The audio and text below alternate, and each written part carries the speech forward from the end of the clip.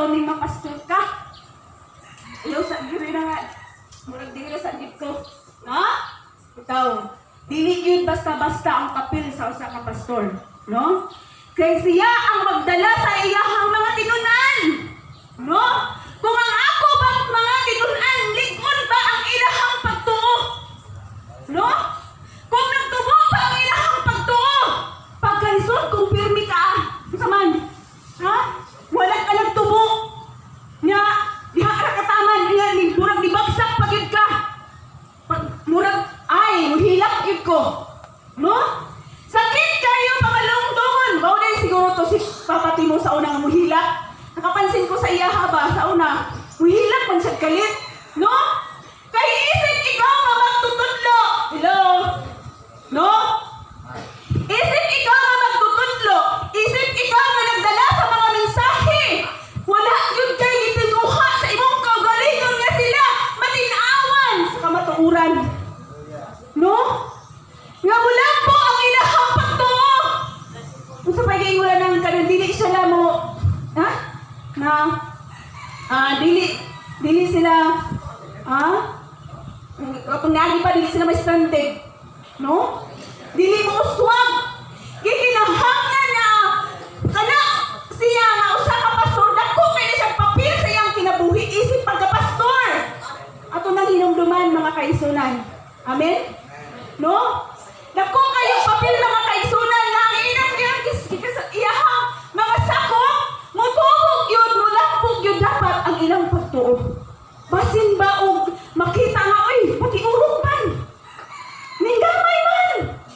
No? Niinikras man. Pagkasakit sa imuhang kasing-kasing.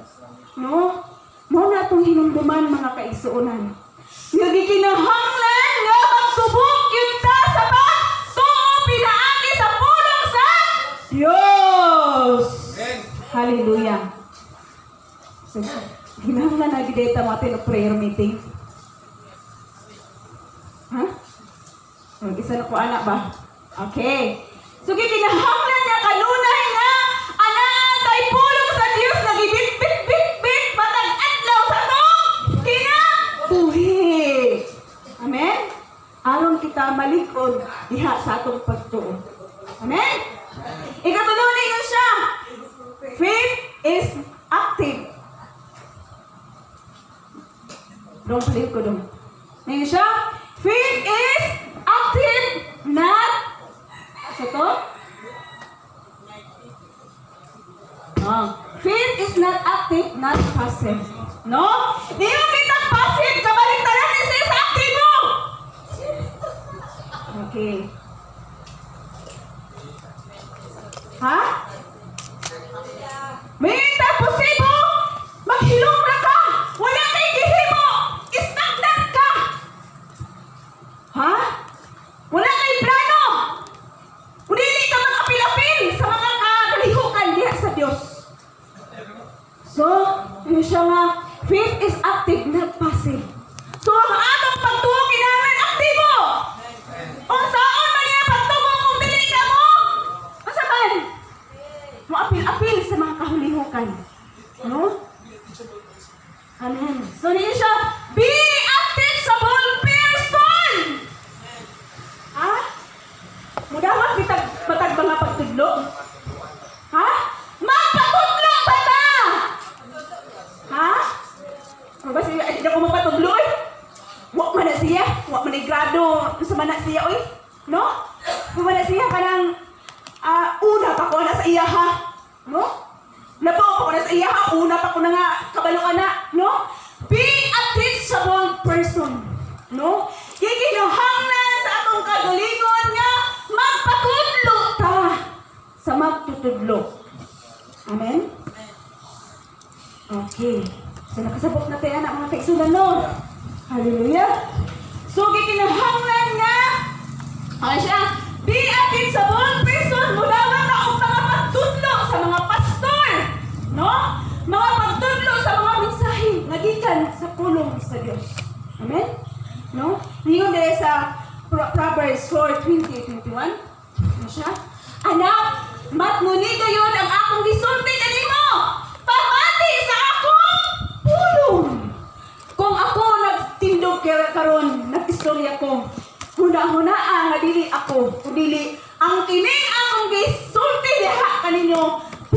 mi sa Dios. No? Si Kristo ni. Amen? No? Kaya nga akong gilitok o akong giistorya, gikan man sa balaan nga kasulatan. No? Ningon diha ganina, no? Nga ang pulong diha gikan ka Kristo. No? Ang mensahe nga imong nalungog o kanang mensahe gikan na ni Kristo. Mga kaigsunan. So, yun na. O dingon po diha sa Santiago 1:21. Ano siya? Oh, wala na? Okay. So, naingon diha sa Santiago 1:21 nga so, dili na ito siya basahon. So, klaro kayo mga kaigsunan ganyan, no? Nga ang pulong sa Dios gikinahanglan gid nga pakaling hugan gid nato, no? Gikinahanglan nga ato yung tion mga kaigsunan, no? Ang pagpamati na ginahanglan og tinuyong nga pagpatalinghog. Dili na ito yung tuyungan sa pagpatalinghog. Ang pagpamati sa pulong sa Dios, no? Dili lang pinaagi sa atong dalunggan, kundili ato po isulod sa atong kasing, no? Pinaagi usab sa atong kasing. Gikinahanglan nga ang pulong sa Dios atong mabati sulod sa atong kasing. Kay og sa dalunggan lang, agoy sulod na po diri sa pikas, migawas na. So gikinahanglan nga dili lang sa atong pagpaminaw kundi atong isulod po diri sa atong kasing. Amen. So dili ra nato ipalapos sa pikas dalunggan. Unya wala na dayon. Ha? Amen. Mga kaigsunan, no? Ang usa ka espiritu nga andam sa pagkat-on, no? Or andam sa dawat, no? Sa kamaturan, kinahanglan nga mudawat kini og mga pagtudlo aron matubag ang mga pulong nga magtukod sa imuhang pagtuo, no? Kay maunay mutukod sa imong pagtuo ang pulong sa Dios. So kinahanglan nga andam ka sa pagdawat, sa pagtudlo, sa magtutudlo. Be a teachable person. Amen? Okay. So ikaw patingo siya. A word-centered life sentence faith. No? Faith is not one-time event, but continuous journey. No? Niyon siya nga ang kinabuhi nga nagsentro sa pulong sa Dios nakapalik-on sa imong pagtuo. No? Ang imong kinabuhi nga gisentro nimo ang pulong sa Dios nga naag kay pulong nga imong gibit-bit-bit kung kay tungtan ko sa inyo ha. Naaba mo gibit-bit, no? Kada Sunday school ba nako naaba mo mabit-bit sa pulong sa Dios. No? Gikinahanglan nga aduna kitay pulong sa Dios nga atong ginadala sulod sa atong kinabuhi kay mao nay makapalikon diha sa imong pagtuo. Amen? No? O diha sa imong unsa man ay atong kaputon? Di ba ang kinabuhi walay katapusan? No? Aron nga makapot na nimo gikinahanglan nga imong daladalahon sa imong kinabuhi ang pulong sa Dios, mga kaigsunan. Hallelujah. No? Ngayon siya din nga. Ngayon din sa 1 Pedro 22. No? Ngayon siya. Sama sa mga bata nga masusong, pangandoy ka mo sa lunsay gatas nga espirituhanon, aron sa iyong pag-inunti ni mutubo ka mga sa kaluwasan. So gikinahanglan nga kita mga kaigsunan magkatubo gyud ta sa diha sa atong pagtuo, no? Gikinahanglan nga ang atong kinabuhi, no? Di lang ni siya isa ka panghitabo, kundi gikinahanglan nga padayon ta lahutay sa atong tumong ang atong tinguha nga mao ang kinabuhi walay katapusan, no? Lahutay mga kaigsunan. Hallelujah. No? Para matubo ang atong pagtuo, gikinahanglan natong makalikon gyud. Mo ito ning sinuot gyud ning tulong sa Dios. Mo makalikon ka nato, no?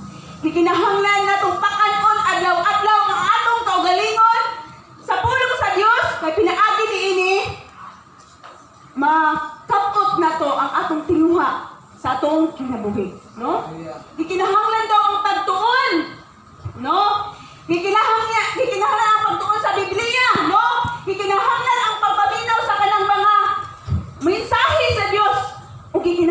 po di ay ang pagmemorya. Ini memory verse. Importante man ligid ni, no? Kinahanglan nga naatay mamemorya, no? Naatay may baluan, no? Sulod sa atong kasing-kasing nga mao ang pulong sa Dios. Amen? Hallelujah. No? Naingon diri sa ikalima. Last. Naingon siya. Faith is not based on feelings, no? Ang ato daw pagtuo di nagabase sa atong pagbati. Nganuman, naingon siya. Emotions fluctuate, but God's words remains constant. Naingon gayon sa nang fluctuate? Fluctuate po ang kanang dili bitaw siya kuan ba dili ingon nga Ano? kanang ang position mo otro ang kanang kuan. Okay. So, mausap. No? Ang imong pagbati mausap. Pero ang pagbati sa Diyos permanente. Kuha? So, muna yung faith is not based on feelings. Dili sa pagbati na to. Kung dili, mga kaigsunan, ingon siya diri, no? Ngayon sa Hebrehanon 13:8. Basahan. Basahan na to. Okay? Ngayon siya. Si Kristo mao gihapon. Kagahapon, karon ug sa walay katapusan. So, ang Dios remains na siya constant. Permanente na siya anaa kanato, no? Permanente ang iyang gugma, permanente ang iyang pagtabang, no? Mauna siya. Sige nung apan ang atong pagbati mausab. Mausab ba? Kung ito ng kapalita kita mo, tinuod na siya, no? Mauna nga ang gibati mausap-usap apan ang pulong sa Dios kanunay kanunay, no? Og tinuod ang pagtuo nga magasalig sa mga saad sa Dios dili sa gibati o nakita sa tao. Amen? So, ingon ana, kung unsa gyud kinahanglanon ang pulong sa Dios sa atong kinabuhi. Amen? So gikinahanglan daw nga magatuon ta, gikinahanglan daw nga ang pulong sa Dios nga gaingon nga atong yung isulod sa atong kasing-kasing, no? Di ang pagpapaminaw, no? Ang pagpaminaw sa pulong sa Dios dili lang sa atong dalunggan kundi atong isulod-sulod sa atong kasing-kasing, no? Aron nga mahimo tang lig-on, aron nga makalahutay ta hangtod sa pagbalik sa atong buhi nga Dios mga kaigsunan. Okay. Mga kaigsunan sa atong Sunday school karon, which is naguluhan kini og sa to, naguluhan kini og faith comes by hearing God's word, no? Ang atong pagtuo moabot pinaagi sa pagka paminaw o sa pagdungog sa pulong, pagkadungog sa pulong.